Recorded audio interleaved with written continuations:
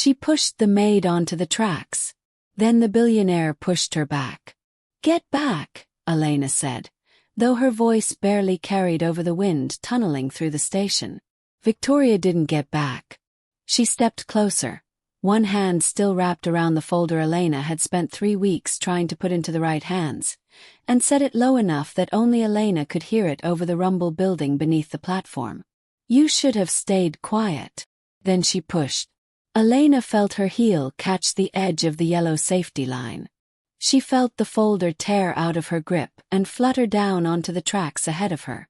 She felt the hot tunnel air hit her face a half-second before the headlights did, and she had time to register exactly one thought: that nobody on this crowded platform, phones up, waiting for their train, was going to reach her in time, before a hand closed around her collar and hauled her backwards so hard her shoulder screamed.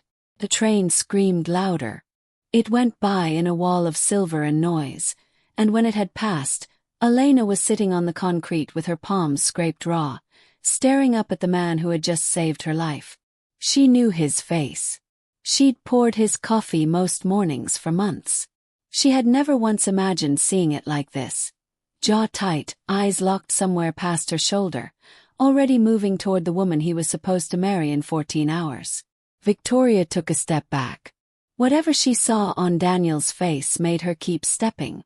He didn't shout. He didn't reach for her the way he usually reached for the woman he loved when something had frightened her. He closed the distance in 3 strides, put one hand flat against Victoria's shoulder, and pushed. Not hard enough to hurt her, hard enough to move her, away from the platform edge, away from Elena, away from every version of tomorrow she had spent a year building. "Don't," he said. "Don't you touch her again." Somewhere behind him, a stranger's phone was still recording. Somewhere below, on the tracks, a folder of photographs was scattering in the wind the train had left behind. And somewhere in that crowd, Elena Ruiz sat on the cold concrete of a subway platform and understood, with a strange and total calm, that 14 hours from now there was not going to be a wedding. To understand why a woman he'd known 3 months mattered more to Daniel Cole than the woman he'd asked to marry, you have to go back to the night Elena Ruiz nearly lost her job over an earring she had never touched. Before we get there, I'll just say this. I started this channel because I believe the truth always finds its way to the surface eventually, no matter how carefully someone tries to bury it. Stories like Elena's are why I keep telling them. If that's something you believe too, stay a while, and if you haven't already, hit subscribe. There's a new story here every week. Now back to the beginning. 3 weeks earlier, Elena's mornings started the same way they'd started for almost a year. At 5:40, in a small kitchen in a rent-controlled building 9 subway stops from the tower where she worked, making oatmeal for her brother before he had to be up for school. Mateo was 15, and he still slept with a nightlight shaped like a paper crane on his dresser, a leftover from when he was 7 and afraid of the dark, and he'd never quite let go of it, even though he'd tell anyone who asked that he kept it around, for the little kids who visit. Nobody visited. Elena never corrected him. 3 years ago, a car had hit Mateo half a block from their apartment while he was riding his bike home from practice. The driver didn't stop. By the time a neighbor found him, he'd been lying in the gutter for 11 minutes, and by the time the ambulance got him to the hospital, the damage to his left leg was bad enough that the surgeons used the word salvage instead of repair. He'd had 4 surgeries since. He needed at least one more, a bigger one, the kind that required a specialist their insurance didn't fully cover. The case had gone cold within a month. No plate number, no camera footage on that stretch of road, just a partial description of a light-colored sedan and a woman's face glimpsed for less than 2 seconds by a boy in shock. Their mother had gone to the police station so many times that the desk sergeant started calling her by name and then, eventually, stopped meeting her eyes when she walked in. Elena had taken the housekeeping job at Cole Tower a year ago because it paid better than the 2 jobs she'd been working before, and because the agency that placed her told her the building's owner traveled constantly and the work was mostly quiet, clean, precise, undemanding. For the first 8 months that was true. She saw Daniel Cole maybe a dozen times, mostly in passing, mostly leaving for the airport at hours that made her wonder if he slept. Then Victoria Hale started coming around. Elena couldn't have said exactly when Daniel began spending more time in the penthouse instead of on planes. Sometime around when the engagement was announced, she guessed. But it meant she saw him now most mornings, usually at the kitchen island with a cup of black coffee and a stack of documents, usually saying good morning to her by name, which more than one of her previous employers had never bothered to learn. He wasn't warm exactly. He was careful. He noticed things. Once, she'd found an envelope of cash left carelessly on a hallway table. Nearly $4,000, she found out later, forgotten there by an assistant, and she'd handed it directly to Mrs. Whitfield, the house manager, without opening it. Daniel had thanked her for that himself in person 2 days later, in a way that told her he'd noticed exactly how easy it would have been for her not to. Victoria was different. Victoria was 30, sharp-edged in a way that photographed beautifully and felt, up close, like standing too near a very well-maintained fire.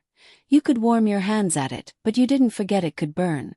She'd grown up with money, or she had until she was 19, when her father's investment firm collapsed under an accusation of misused client funds that never quite became formal charges, because the family quietly settled with the people loud enough to sue and let the rest go unanswered. Victoria never spoke about it. What she spoke about, endlessly, beautifully, was the wedding.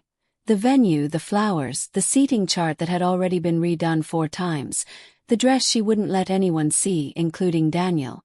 What Elena noticed, in the small unnoticed way that people who clean up after others learn to notice things, was that Victoria checked her phone like she was waiting for bad news, and that she asked Mrs. Whitfield oddly specific questions about which staff had access to which parts of the penthouse, and that when she thought no one was watching her, her face went still and tired in a way the cameras at her engagement shoot had never caught.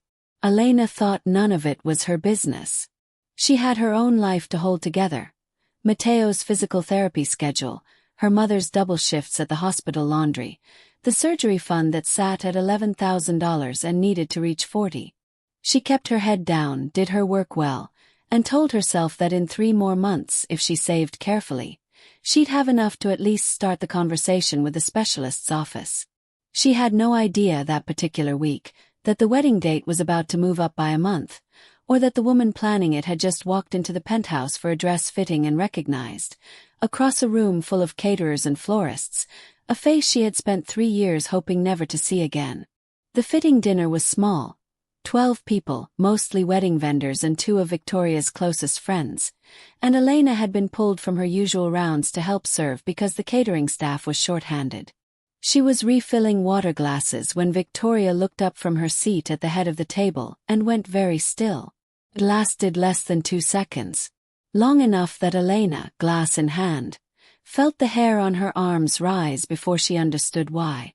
Victoria's eyes had gone to her face, then to her hands, then back to her face, with a particular intensity of someone doing math they didn't want to be doing.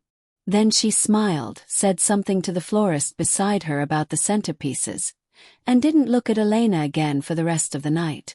Elena told herself she'd imagined it. She had a habit, her mother said, of finding ghosts in ordinary rooms. A habit that had started 3 years ago, in the weeks after Mateo's accident, when she used to study every light-colored sedan on the street a beat too long, every woman behind a wheel a beat too closely. She'd trained herself out of it, mostly. She told herself she was doing it again now, and went back to refilling glasses. She was wrong, and she found that out 4 days later. Mrs. Whitfield caught her in the staff hallway on a Tuesday morning, arms crossed, expression carefully neutral in the way it got when she had unpleasant news to deliver and wanted to seem fair about it. "Ms. Hale mentioned something to me," she said. "She said you seemed very interested in the jewelry during the fitting. Watching it. Handling things that weren't yours to handle." Elena's stomach dropped. "I poured water. I didn't touch anything on the table." "I'm not accusing you of anything," Mrs. Whitfield said, in the tone of someone who was, in fact, accusing her of something. "I'm telling you to be careful. Ms. Hale is going to be living here soon. She's watching everyone closely right now. Nerves probably before the wedding. I just hate for a misunderstanding to cost you your position." Elena went back to her cart of cleaning supplies with her hands not quite steady. She hadn't touched the jewelry. She hadn't touched anything. But she understood, in the flat, sinking way you understand a threat dressed up as advice, that being watched closely by someone with Victoria Hale's kind of power wasn't nervousness. It was a warning shot. She didn't know yet that it was also something else. The first move in a much older, much more desperate calculation. Victoria had spent 3 years believing the girl from that road was gone for good. One more loose thread, the settlement money and the silence had taken care of. Now that thread was standing in her fiancé's kitchen with a water pitcher in her hand. And Victoria had exactly one plan for loose threads. She cut them. Elena didn't think much more about it that week. She had a shift the next morning covering for a housekeeper out sick, which put her, for the first time in months, alone in Daniel's private office with a dust cloth and 45 minutes to fill. She worked her way along the bookshelves the way she always did, careful and methodical, and it was behind a row of framed photographs. Daniel as a boy with his father in front of a hardware store, Daniel at some ribbon cutting in a hard hat, that her cloth caught the edge of something that wasn't a photograph at all. It was a shoebox, pushed back and half hidden, the kind of place you'd store something you wanted forgotten but couldn't bring yourself to throw away. She wasn't supposed to open drawers or boxes that weren't hers. She told herself later that she hadn't meant to, that the lid had simply come loose when she nudged the box to dust beneath it, and what fell into view had fallen into view on its own. A newspaper clipping, yellowed at the folds, headline half legible. Firm collapse leaves investors questioning Hale family funds. A photograph of a teenage girl leaning against a pale sedan, laughing at whoever held the camera. A girl with Victoria's exact smile, maybe 15 years younger. And beneath both, an auto shop receipt, the paper gone soft with age, dated 3 years back. Front bumper, headlight assembly, paint match, paid in cash, no insurance claim filed. The date on the receipt was 6 days after Matteo's accident. Elena stood very still in the middle of the office with the box open in her hands and felt something she hadn't let herself feel in 3 years. Not fully. Not hope, not yet, something colder and more careful than hope. Suspicion with a shape to it, finally, instead of just a face glimpsed for 2 seconds in the dark. She didn't take anything. She put the clipping and the receipt back exactly as she'd found them, closed the lid, pushed the box behind the photographs, and then, hands shaking, she took her phone from her apron pocket and photographed both pages before she lost her nerve. Not to steal.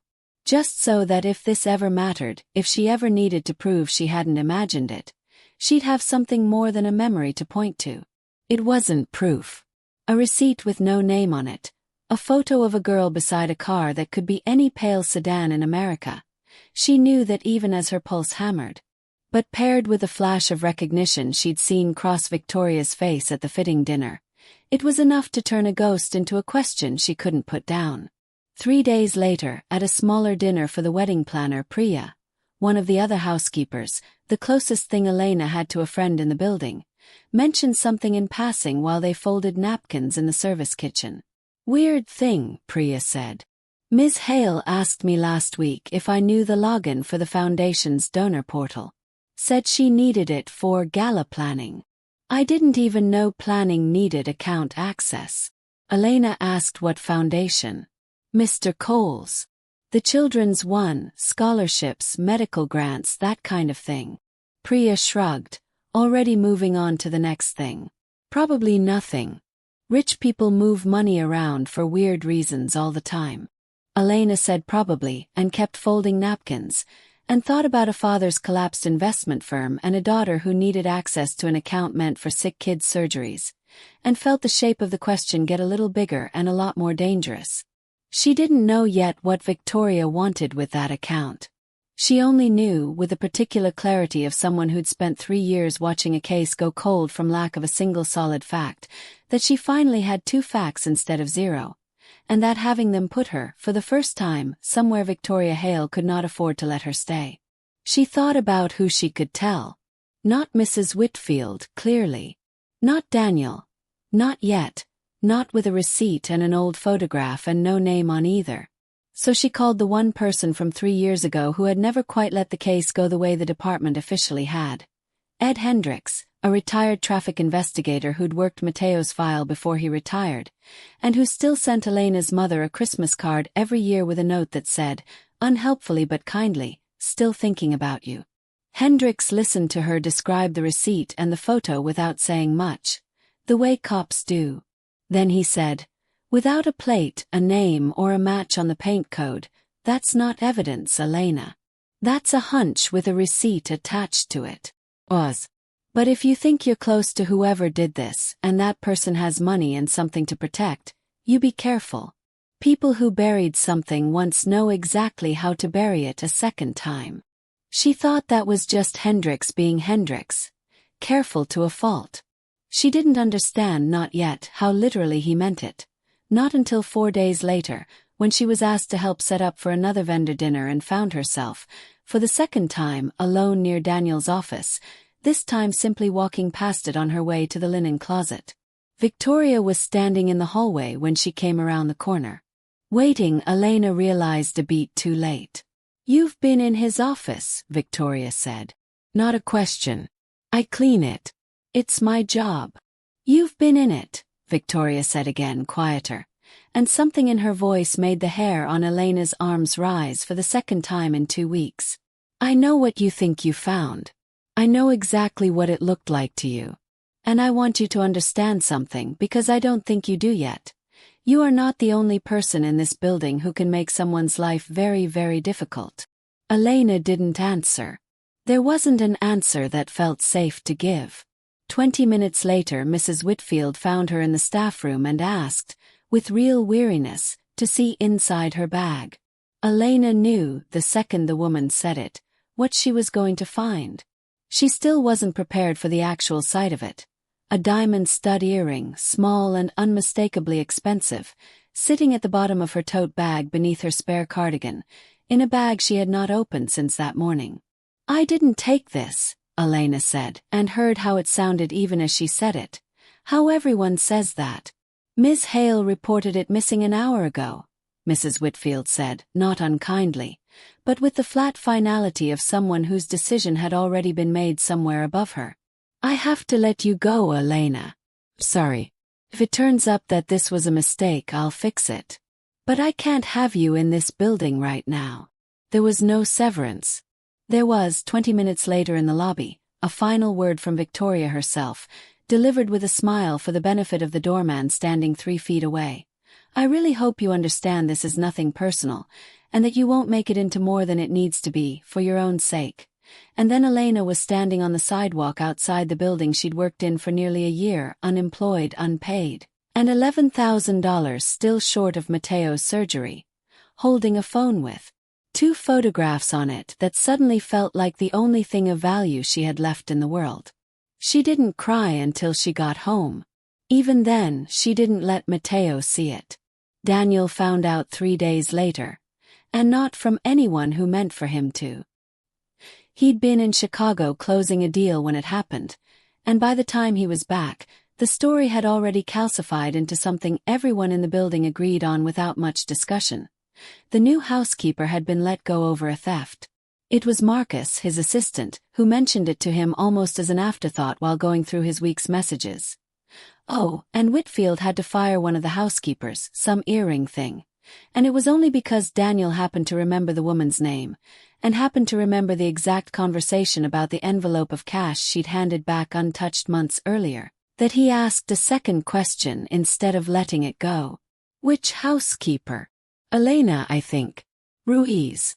Daniel didn't say anything for a moment. Then he asked Marcus to pull the building's private security footage from that afternoon, the kind installed for insurance purposes that almost nobody ever actually reviewed, and watch it with him. What he saw didn't prove anything outright. Cameras rarely do, that's the frustrating truth of them, but it planted a specific, stubborn doubt. The footage showed Elena's bag on its hook in the staff room at 2:47 that afternoon. It showed Victoria walking through that same hallway at 2:52, alone, pausing near the staff room door for 11 seconds before continuing on. Mrs. Whitfield's incident log, which Daniel also pulled, recorded Victoria's theft report as coming in at 3:10. 11 seconds wasn't much. But it was 11 seconds Victoria had no obvious reason to spend standing outside a room she had no obvious reason to be near. 18 minutes before she reported something missing from inside it. Daniel sat with that for a long time before he did anything about it. He was not by nature a man who acted on 11 seconds of footage and a bad feeling. The instincts that had built his company had been trained hard to distrust exactly that kind of leap. But he kept coming back to the envelope of cash Elena had handed over without being asked, and the fact that a woman who'd do that over $4,000 unmarked dollars seemed, on the available evidence, like an odd candidate for stealing a single earring in front of witnesses. He found her number in the old payroll file Marcus still had access to, and he called her himself, which he later admitted was probably the single most unusual thing he'd done in months. Elena almost didn't answer an unknown number.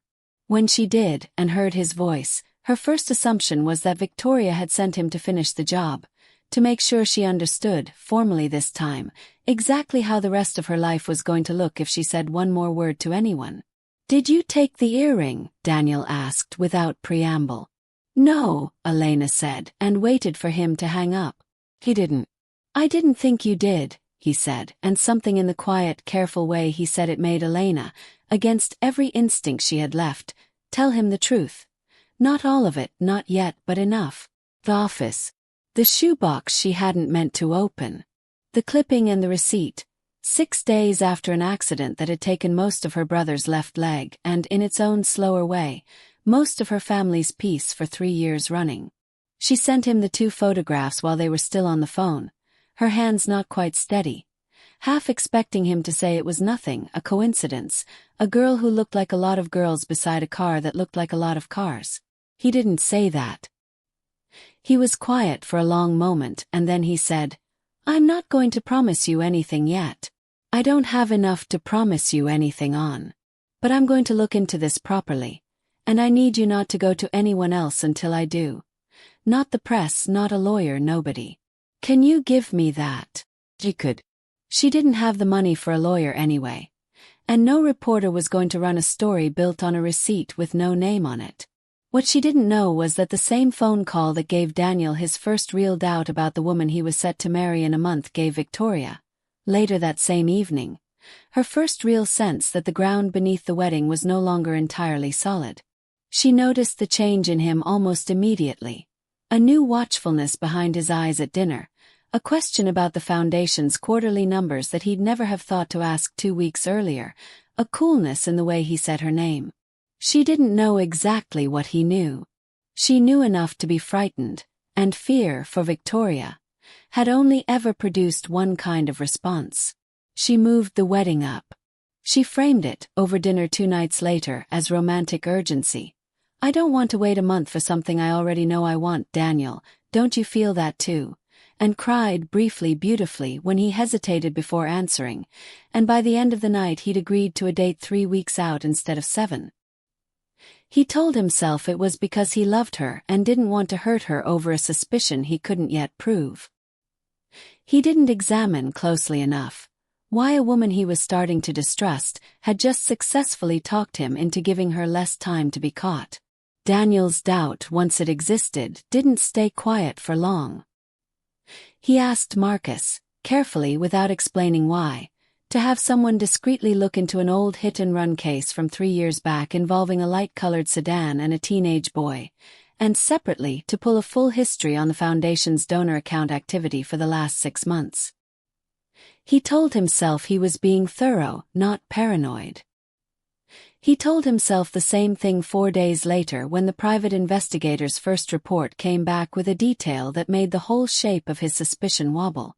Victoria had, in fact, filed a police report the week of the accident.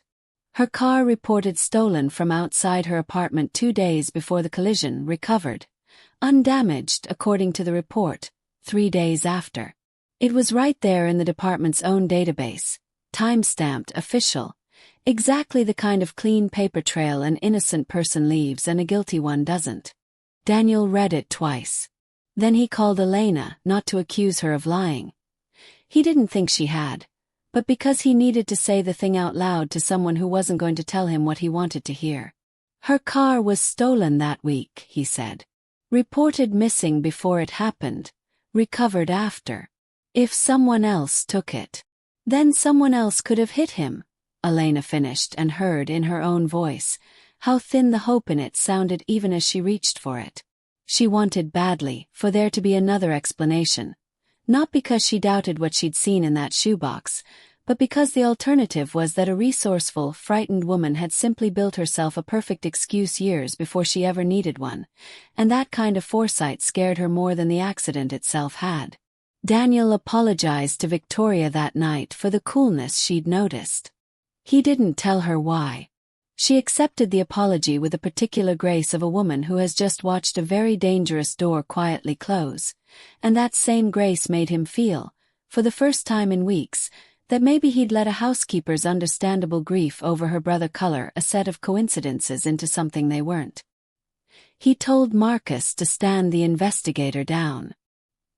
He told himself he'd revisit the foundation numbers after the wedding. Elena tried to reach him twice more over the following days.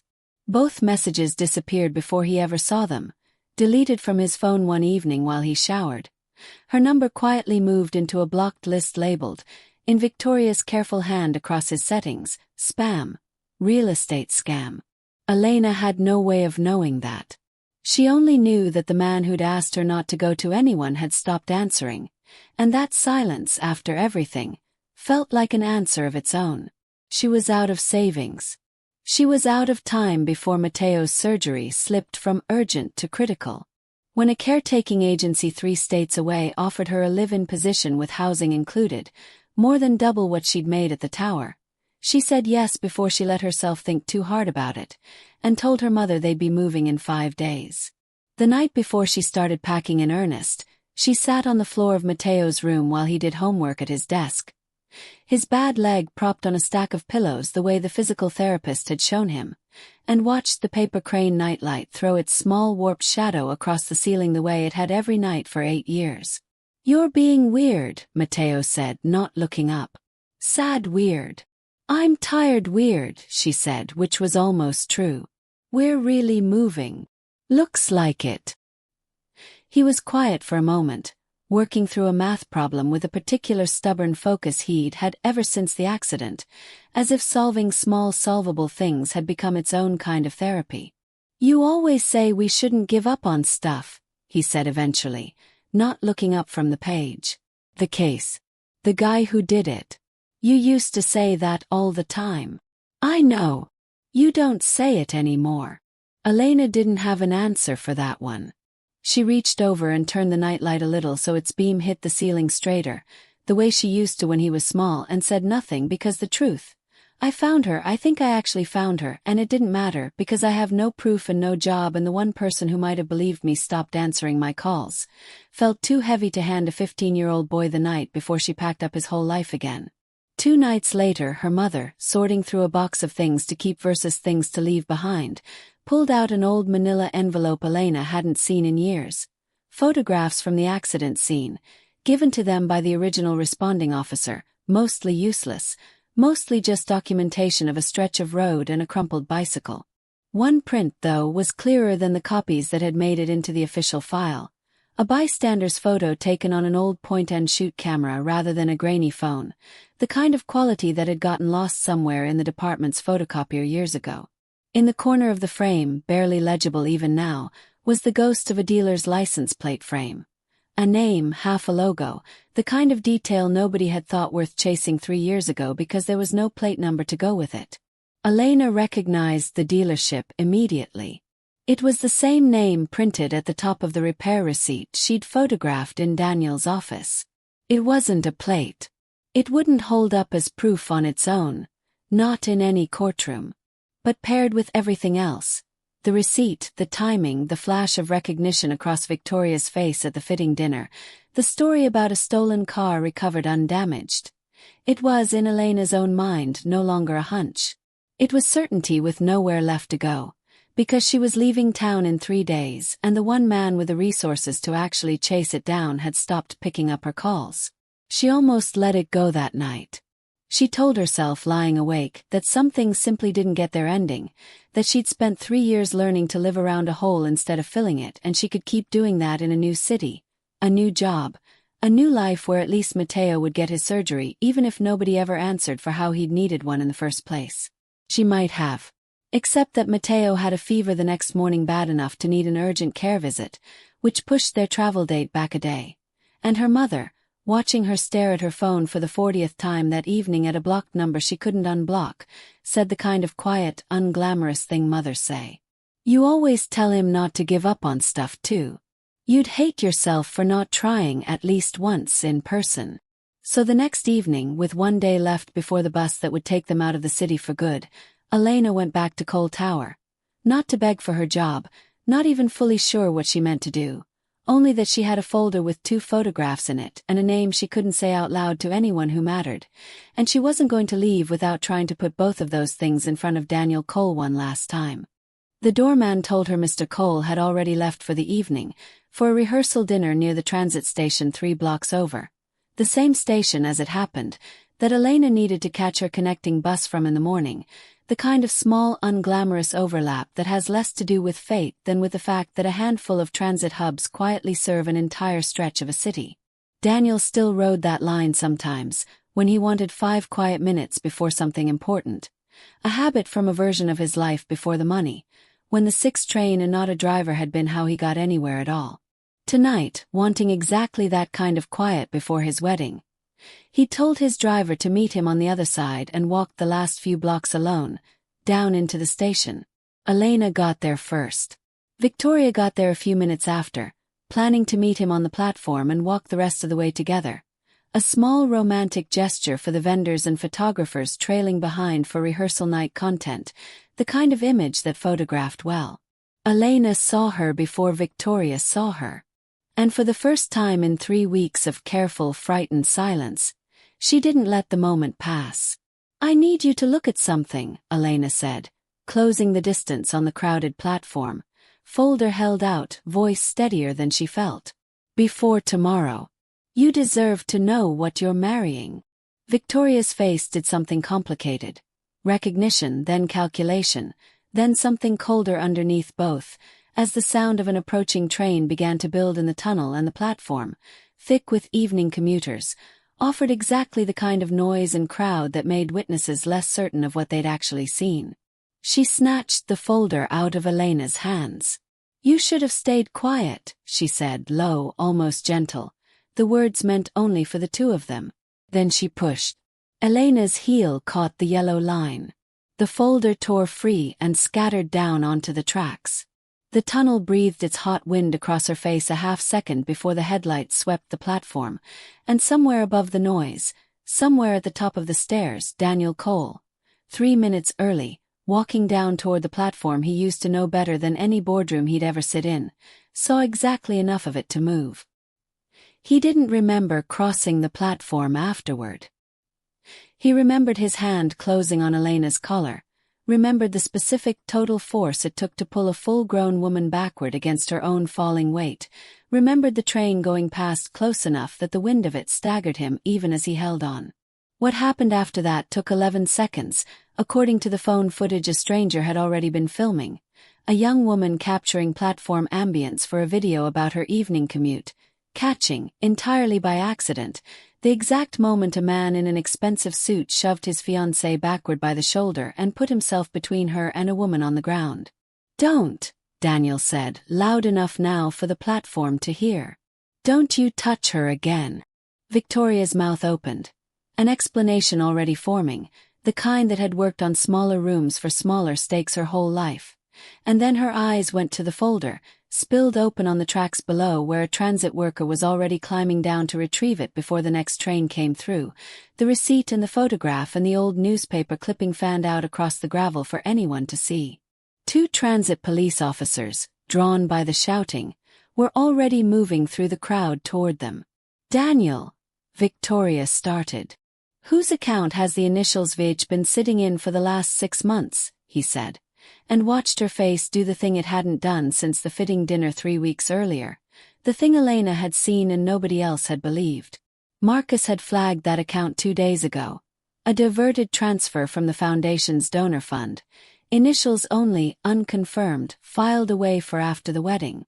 Daniel hadn't connected it to anything until this exact moment, standing on a subway platform with a woman he'd nearly married backing away from him, and a woman he barely knew shaking on the concrete behind him, and two threads that had never touched in his mind suddenly closing into one shape. An officer knelt beside Elena to ask if she needed a hospital.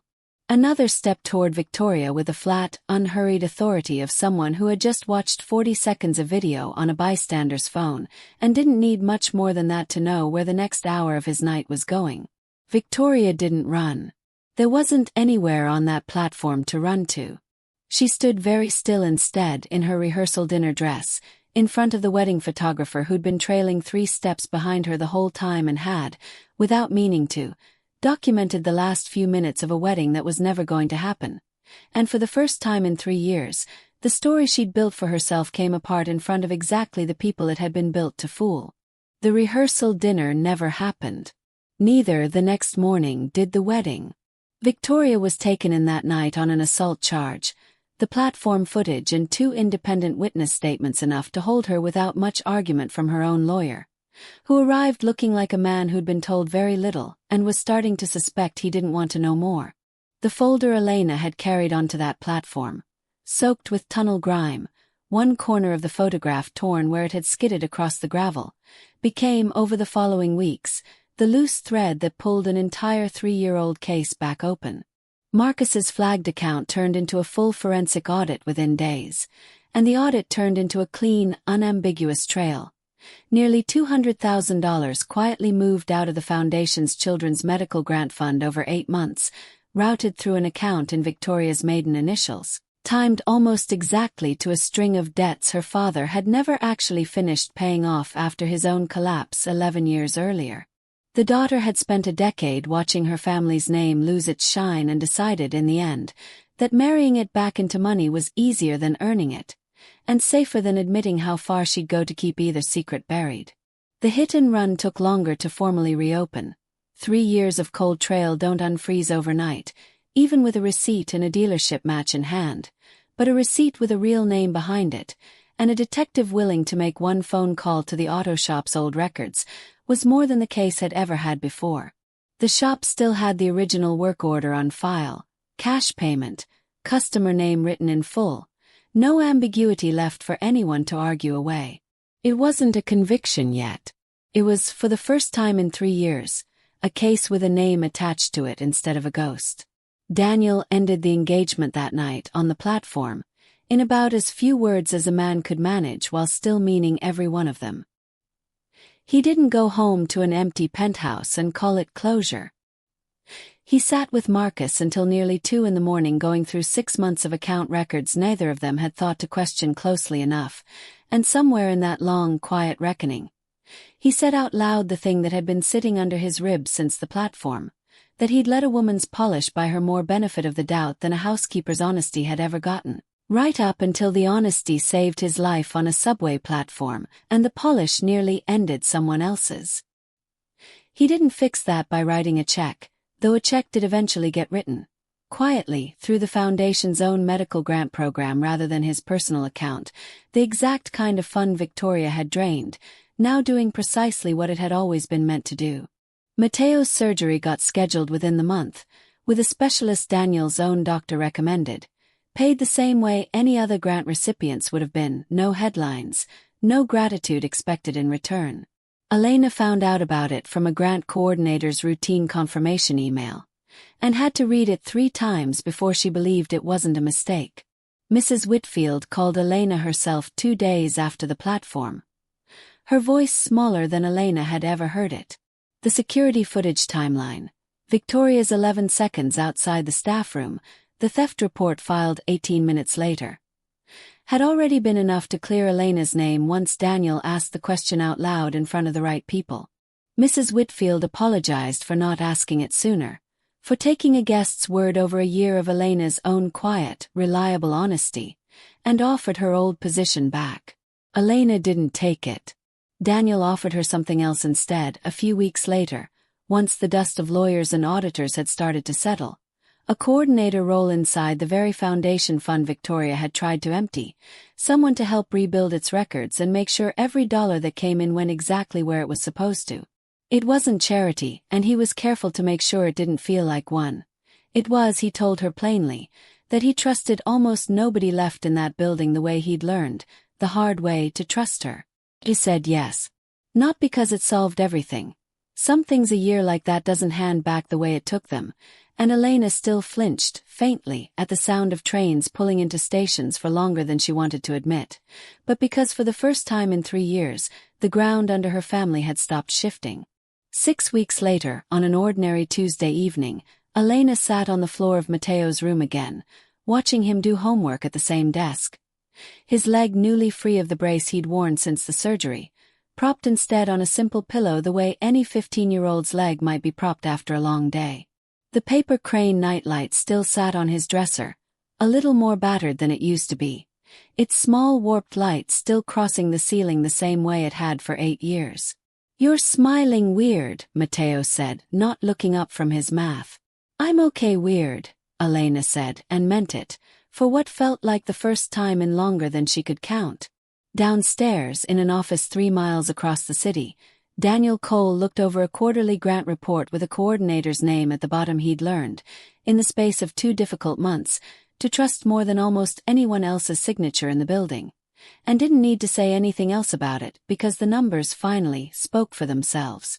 If you were on that platform, and you saw someone shove a stranger toward the tracks in front of a crowd that mostly just held up their phones, would you have moved or would you have watched? Tell me honestly in the comments, because I think about that more than almost any question this story raises.